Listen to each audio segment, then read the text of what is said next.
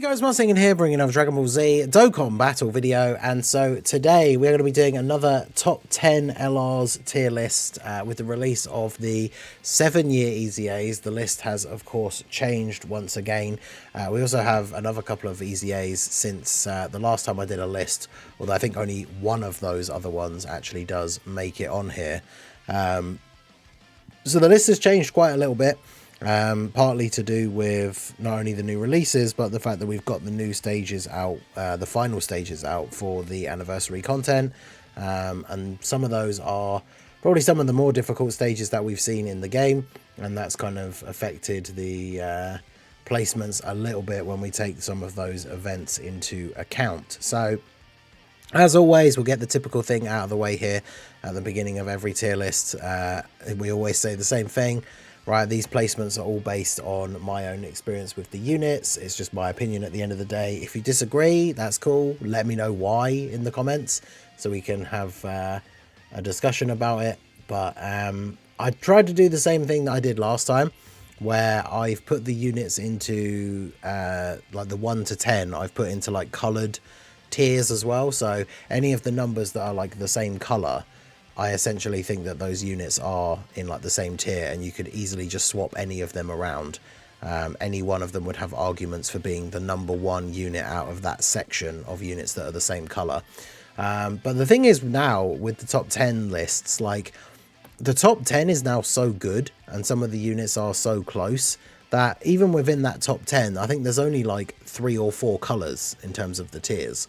And so then I did add a bit at the bottom for the honorable mentions as well, and that's where we're starting off here at the start of the video. So obviously do let me know what you guys think down below in the comment section, but yeah, we'll go ahead and jump into these here now. So we start off with Broly. Now bear in mind, for the honourable mentions, these aren't really in any order, and I don't necessarily think they are all in the same tier, but they're all kind of worth mentioning as being LRs that I think are still really good, but don't quite make it into the top tier, the top 10 anymore. Like Broly has fallen off a little bit in the longer, more difficult events. Like I struggled to do some of the stages with his team, especially like these red zone stages, like with the one that ends with Rose and Zamasu and they heal a whole bunch every turn. I ended up getting to like turn 17 or something crazy, and then a Janemba didn't dodge a super, I think, and then it was GG. But obviously the Broly gets a lot worse as the event goes on and both the domains have run out. He's still a very solid unit for sure, but definitely not in the top 10 anymore, I don't think. And then we have the physical trio. I did a showcase for them, I think yesterday, trying them out on a fun team build with the tech gods, and they can still be very usable in the current meta, more so now as like a floating support unit as opposed to on release, when obviously they were very much a sort of like go-to not only leader for their own team build, but like a slot 1 unit. But their utility and their support and everything is still very, very good. And then of course the standby into the Goku, while you're in this mode, he's still practically invincible unless you get very unlucky with like the orbs and stuff, and you can do a nice bit of damage with the standby attack. So this unit is still very, very good, but just not quite in the top 10 anymore, I think. Same with AGL UI Goku. He kind of had a bit of a comeback with these new events like the Battle Hardened Foes, because you're doing an event where you get multiple short fights, so you get the guaranteed dodge with him on the first turn, like multiple times. And he has the revival, which is triggered by an HP restriction rather than turns or being hit or anything like that. So even if he's coming in on like turn 2 or 3 and you've taken a bunch of damage, you can have that revival up straight away. So he still has a lot of value for a lot of these events, but obviously he does suffer from, once you get past that first turn, then against some of these tougher bosses, like he really needs to dodge, otherwise he is taking a lot of damage. But still a very, very good unit, just falls a little bit outside of the top 10. Then we have the tech Goku Vegeta that fuse into Gogeta. I think some people will probably be annoyed that these guys aren't in the top 10 for me anymore, but I mean, I've spoken about this many times in previous videos, in previous tier lists, where we talk about characters who, once they're transformed, they're like the best unit in the game, but then pre-transformation, like the base Goku and Vegeta are good, like they're not bad at all, but I mean, I would say every other list that we've put in the top 10, every other unit is better than them in their base form. So obviously they got a big boost with the new Gogeta team. They're still a fantastic unit to use 100%, but I think with the units that we have above, it's just because they're so much better in like turn 1, 2 and 3 potentially, like, and I would throw them on a team, like the units above, I would throw them on a team if there was one slot left over these guys, right, potentially. So it all depends. Certain events they can obviously still be really effective, especially if we get like a boss of an unarmed super. I've always been a huge hater of this, like, he nullifies an unarmed super only after you've done the 18 key super, and we just get so many bosses that super attack in slot 1 now. It's just such an annoying. I really wish when they'd easy aid him, they'd just given him the chance to just nullify the attack regardless, like Janemba has, but it is what it is. But he's obviously still very good. And then it's kind of funny to consider this guy, part 2 LR from the anniversary. I did have him like just in the top 10 in the previous list that I did, but with all the characters and the way it's sort of shifted around now, he just kind of becomes an honorable mention. Like, he's still very good 100%, but yeah, not quite in the top 10 with the units that we now have above. But physical Gohan still very good.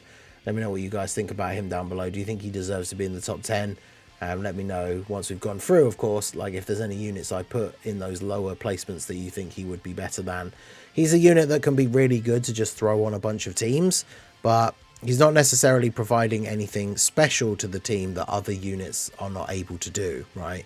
So he's still a very good unit, still very solid, but not quite in the top 10. And then Family Kamehameha Gohan is kind of in a similar boat now, I think, as well, where he obviously can still be very good. And even in like the difficult events, if you're able to get his standby out straight away, and then you're you know, able to get the orbs, he can tank really well. But of course you can get those situations where you're not able to get a decent amount of orbs, and then he really doesn't tank well at all in these actual tough boss events, and you can be in some serious trouble.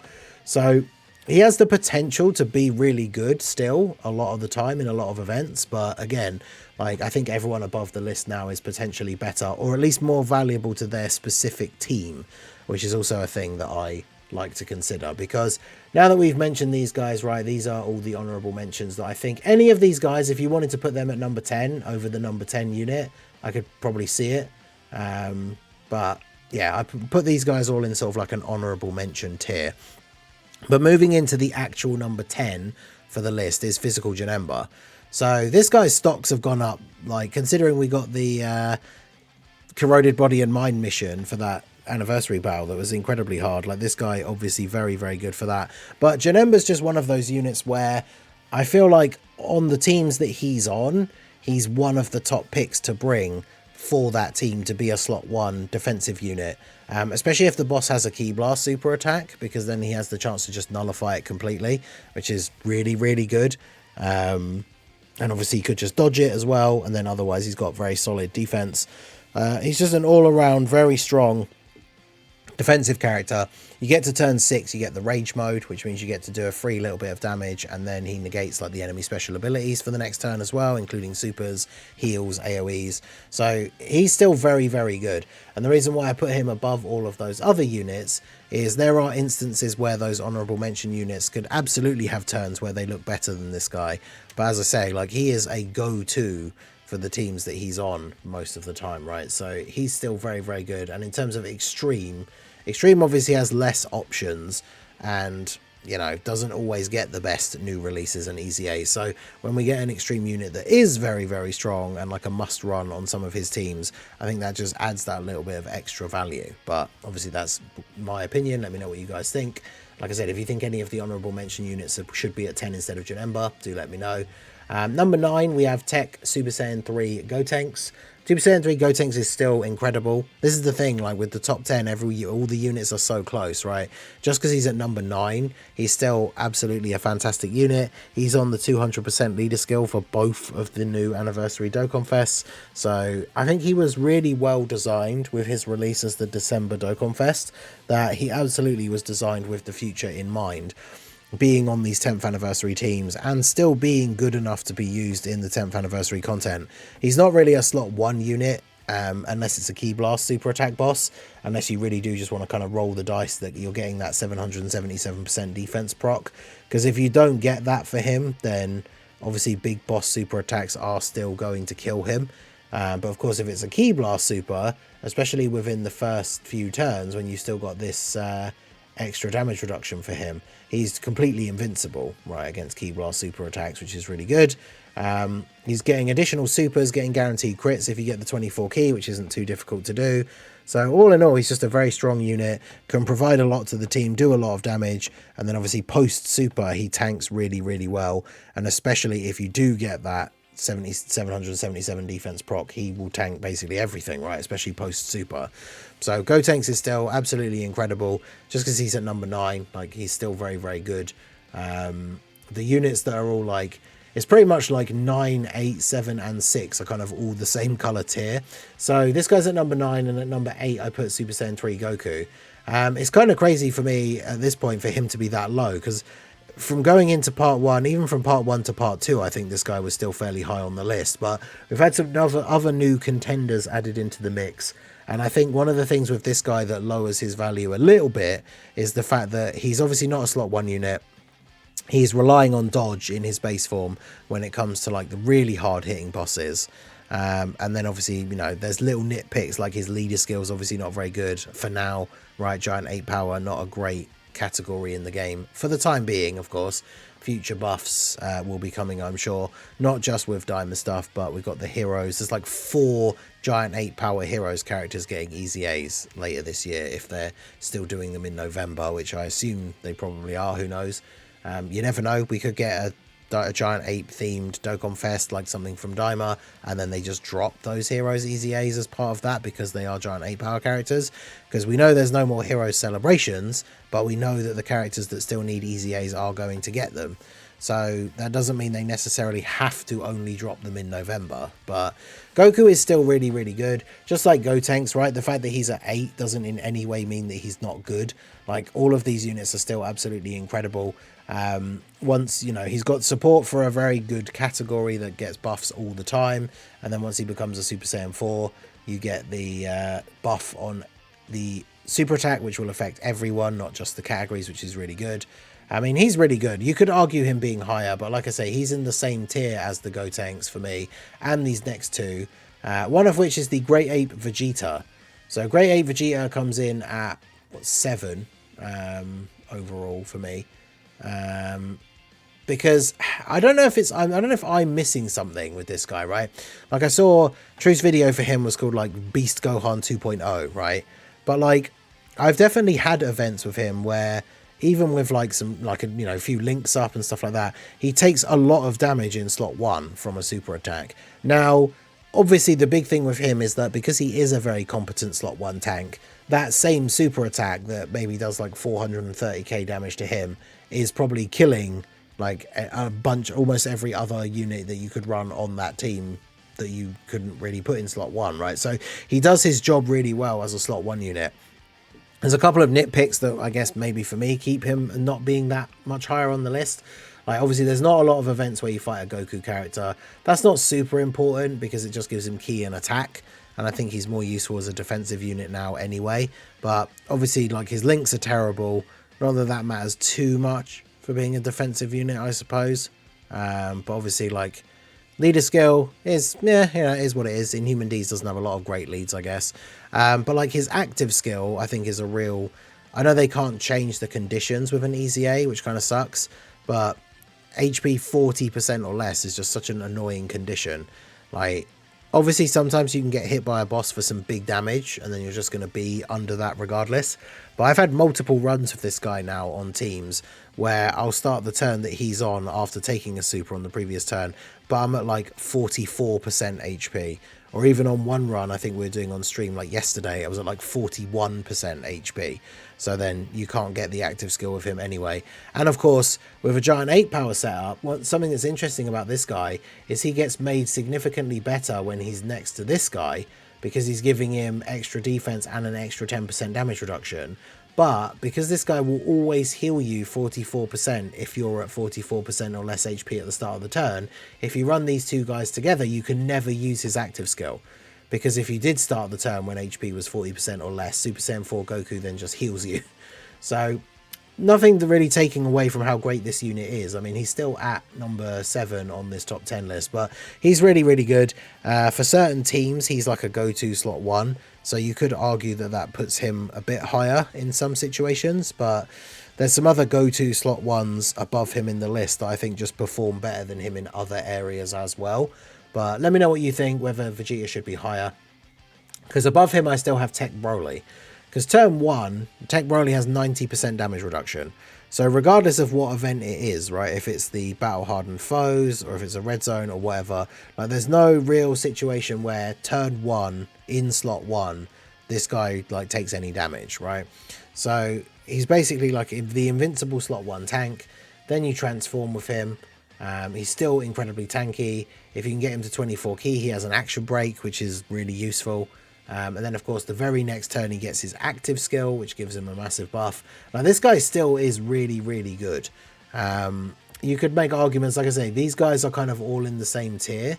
The Broly, Great Ape Vegeta, Goku, and Gotenks. Like, you could kind of shuffle these guys around, and I can see arguments for it. I think Broly is in that number 1 spot because he is this go-to slot 1 tank, and because he is a Broly, he's a pure Saiyan character. He's on a lot of these other teams. He doesn't require extreme class allies or anything like that. Very similarly to Vegeta, like these guys are very close. They have a lot of the same positives, right? Because they don't require other extreme characters or anything like that. You can throw them on pure Saiyan teams and they can still be good support, good defensive units, even if everyone else on the team is a super class character. So these guys definitely very close, but Broly has the better links, has the action break, which is useful. They do similar kind of damage, or at least for me, which I guess it depends whether Vegeta gets hit first and whether he has the Goku buff or not, which, as we said, is not going to be relevant in a lot of events. So Broly can do better damage. Like that's the thing. It's hard for me to compare because my Broly is not rainbowed, but the action break is also very, very helpful for sure. But yeah, these guys very, very good, and Broly is at number 6, at number 5. So then we have at number 4 Beast Gohan.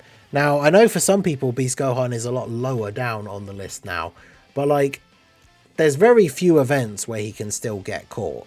I know in the new toughest event, like with the bosses hitting really hard straight away on turn 1, he can take a lot of damage if he gets immediately supered in slot 1, but for me, so far at least, I've been using him in those difficult events and haven't really had any situations where he's been the unit that gets me killed.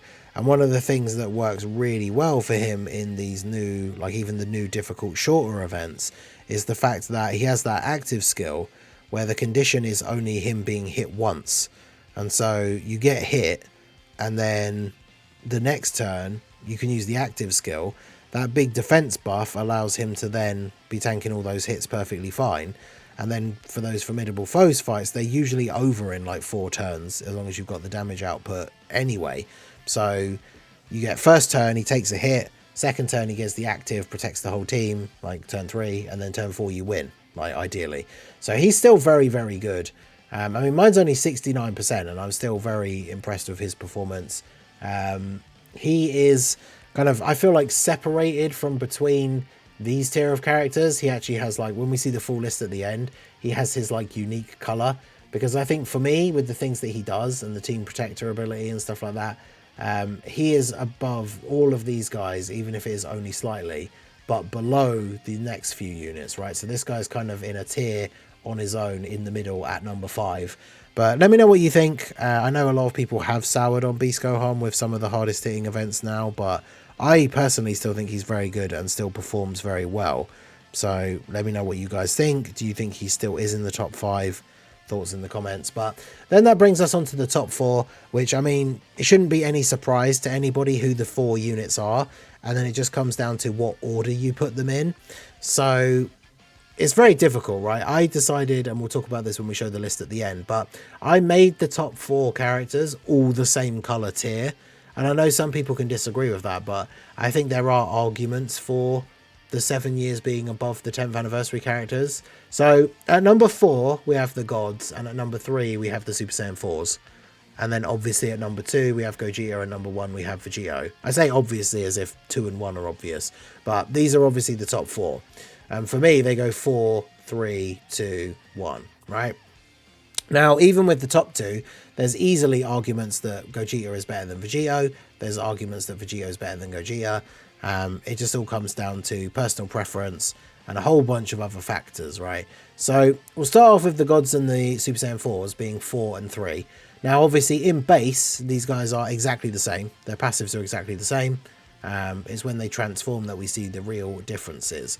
So, for me, the reason why Gogeta is better than the gods is because he has the guaranteed scouter and the 70% chance to counter supers. Whereas, obviously, these guys, their main gimmick is dodge, which they can get a significant amount of dodge if you're picking up the good amount of rainbow orbs. But the one thing that we kind of have to think about is that there are events that disable dodge.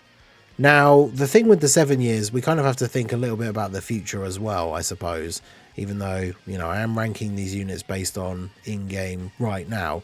But one thing to think about for the future is the fact that the gods, even if there's an event that disables dodge that's available now, by the time you have the gods out, by the time they've got their super attacks off, and obviously, especially if it's on the first turn where they have the 77% damage reduction, they would tank a super from one of these bosses that they couldn't dodge anyway. Now, the next turn after that, where they've still got the massively raised buff, they can easily still have like 3 to 4 million defense. Now, because they have guard, that means they're still going to be tanking like a 5 million. There's a Jiren, right, that does like 5 million and disables dodge. They would still tank his super attack after attacking, even if they can't dodge it, right? So for now, it's not really that big of an issue. There are some situations where, yeah, they'll take some damage, but very unlikely that they're getting one shot. But the thing to think about for the future, of course, and again, I'm not saying it's fair to say that makes these guys worse right now, but just something to bear in mind is the fact that if we then get a boss, let's say, that's hitting for like 8 mil and disables dodge, Gogeta knows where the super is and has a 70% chance to counter. If we're getting to a point where bosses are hitting so hard that if he doesn't counter, he would die, then obviously the gods would be in the same situation where they would die. At least he shows us where the super attack is, so we can put another unit in that spot instead, who ideally by the time bosses are hitting that hard is going to be able to actually tank that super. So whilst I'm not saying that as of right now, Gogeta should be better than the gods because he'll be better in the future. That obviously doesn't make a lot of sense. But for the difficult events, I think having the Scour is really, really good. Because these guys, even if they are going to be dodging or tanking a big super that comes their way, regardless of being able to counter, the information of having the Scouter is just so useful, right? Because you could put these guys in slot 1, they tank everything for double-digit damage, and then the boss supers the unit in slot 2 instead. Whereas obviously with Super Saiyan 4 Gogeta out, you know that the super attack is in slot 2.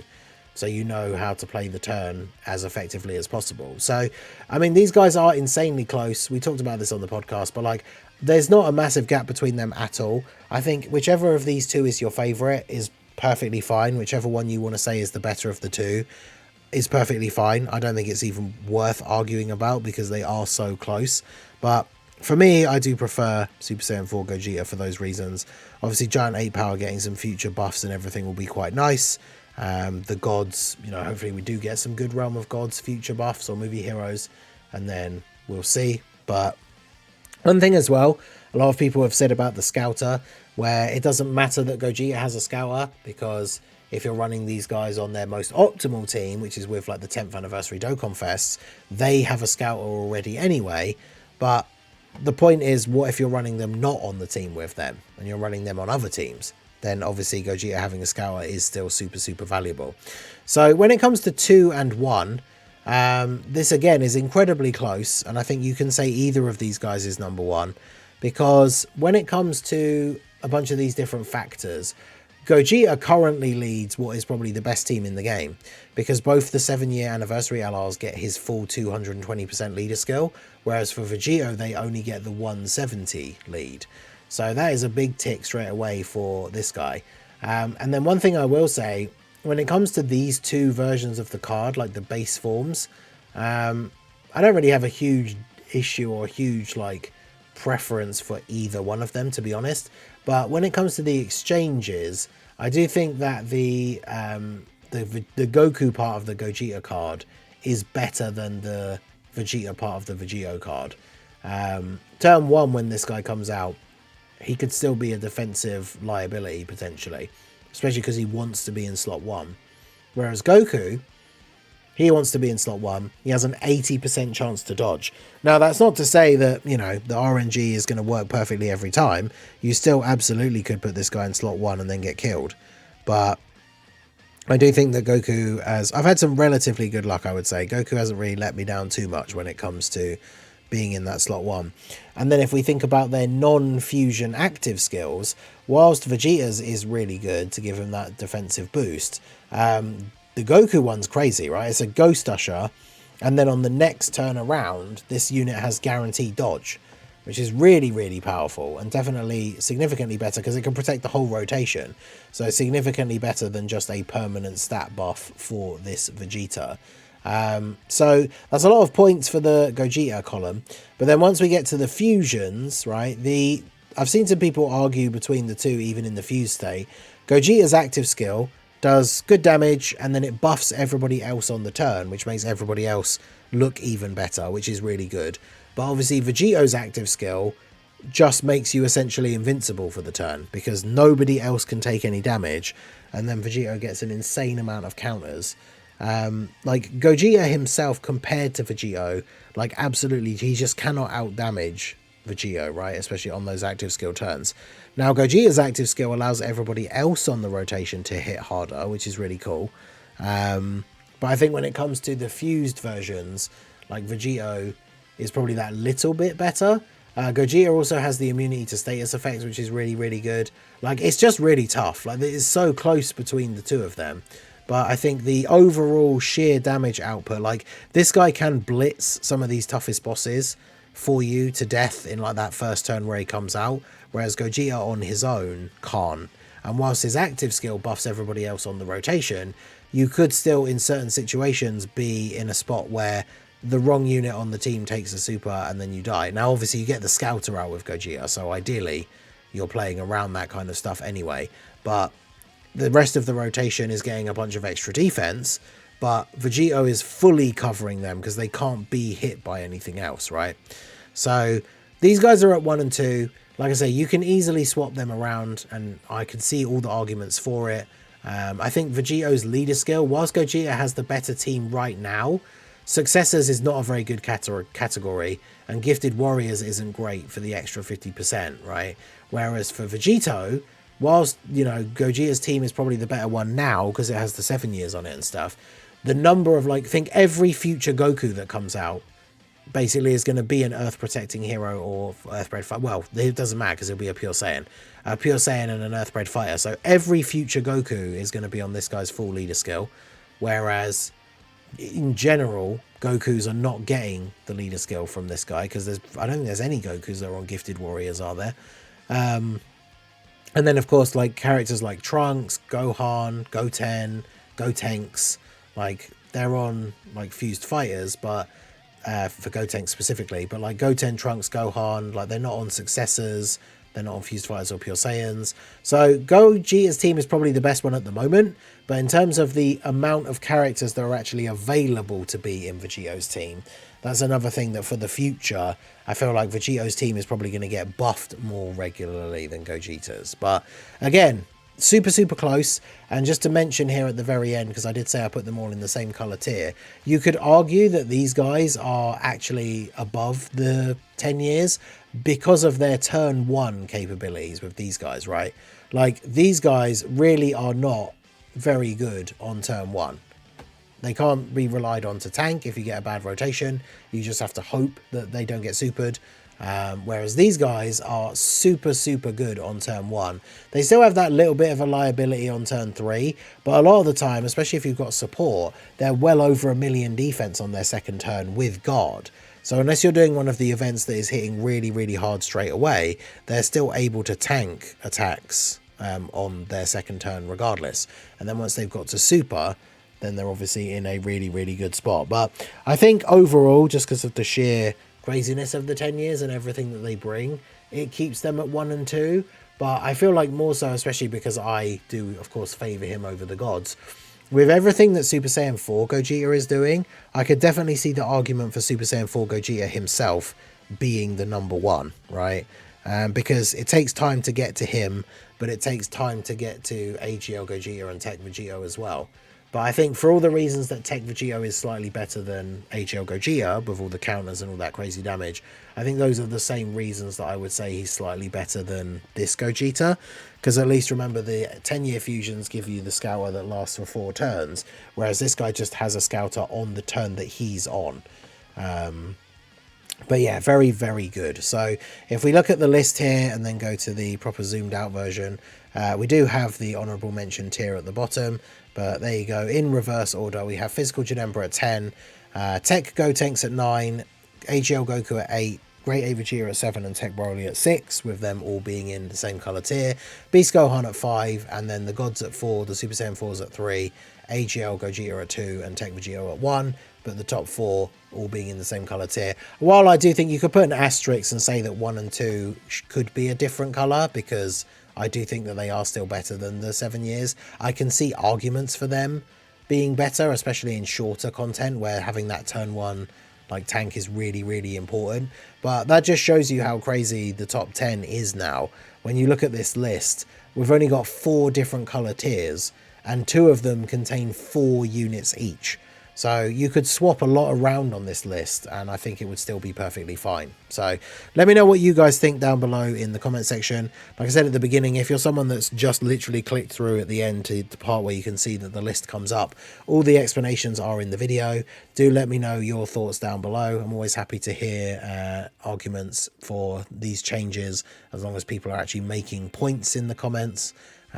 So yeah, let me know what you guys think, but it's a crazy time considering how close a lot of these top 10 characters really are. So yeah, let me know what you guys think. What changes would you make? What's your personal top 10? Let me know down below in the comment section. So that is going to be it for the video, guys. This has been the Masked Ningen. Smash that like button, subscribe to the channel if you are new.